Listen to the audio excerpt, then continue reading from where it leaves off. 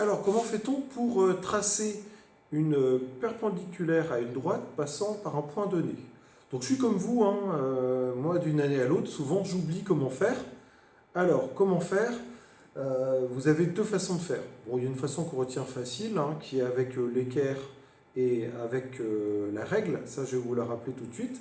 Et puis après, il y aura une deuxième méthode avec le compas. Et c'est celle-là que voilà, tout le monde oublie, hein. Moi, ça m'arrive aussi d'oublier. Donc, on va se rappeler les deux méthodes. Donc, la première, je prends donc une droite donnée. On va essayer de la faire un peu moins épaisse que tout à l'heure. Voilà. Couleur peut-être moins flashy, ce serait aussi bien. Alors, on va prendre du bleu. Voilà. Je veux qu'elle passe par le point A. Et maintenant, je vais essayer de la tracer. Donc évidemment, l'outil privilégié sur la première méthode, c'est l'équerre. Je vais donc prendre mon équerre. Je vais donc faire en sorte de mettre mon équerre, on va l'agrandir un petit peu, je vais faire en sorte d'aligner le premier pan de l'équerre sur la droite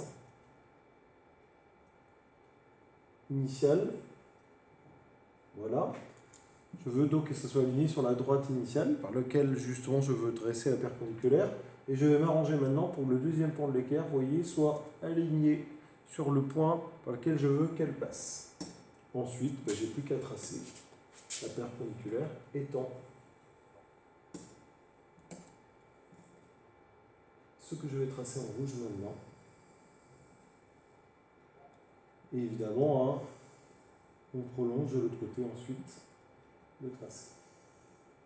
Voilà, je viens donc de tracer la perpendiculaire à ma droite bleue qui passe par le point A. Donc ça, c'était la première méthode, à l'équerre et à la règle. Deuxième méthode, donc je vais effacer tout ça et je vais regarder la méthode. Alors, méthode, et après évidemment on va le faire. Dans un premier temps, on va déjà regarder. Première chose, je dois tracer un arc de cercle centré en P, P étant le point par lequel je veux qu'elle passe.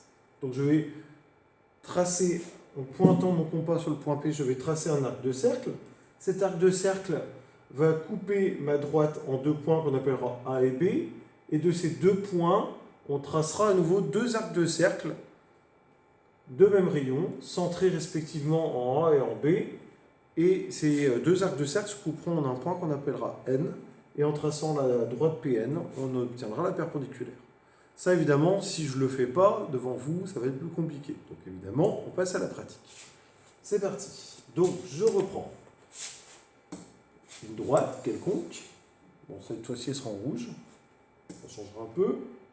Je veux qu'elle passe par le point P. Et maintenant, on va appliquer ce qu'on a dit. Donc, première chose, je prends mon compas. Deuxième étape, je le pointe sur le point par lequel je veux que passe ma perpendiculaire. Donc ici, je pointe mon compas sur le point P. Étape suivante, ouais, je vais agrandir un peu le compas, voilà, parce que là c'est un peu petit joueur. Et maintenant, évidemment, je vais tracer mon arc de cercle. N'hésitez pas à prendre assez grand. Hein. Voilà. J'appelle les deux points obtenus A et B. Je vais repartir maintenant de ces deux points. Soit vous gardez le même écart pour le compas, soit vous changez. Et on va faire des arcs de cercle centrés sur le point A et sur le point B. Donc voilà, premier arc de cercle. Je garde surtout le même écart et je vais faire la même chose sur le point B. Je vais faire un arc de cercle centré en B et je vais le tracer de façon à qu'il croise l'autre arc de cercle. Le point d'intersection s'appelle le point N. Et maintenant, tout simplement, en traçant ma droite PN, je vais obtenir la perpendiculaire désirée. Voilà, c'est parfait. J'obtiens bien la perpendiculaire à ma droite rouge qui passe par le point P. Voilà comment on trace une perpendiculaire à l'aide du compas et de la règle. Voilà, vous savez tout sur les perpendiculaires. On se retrouve dans quelques instants sur les parallèles.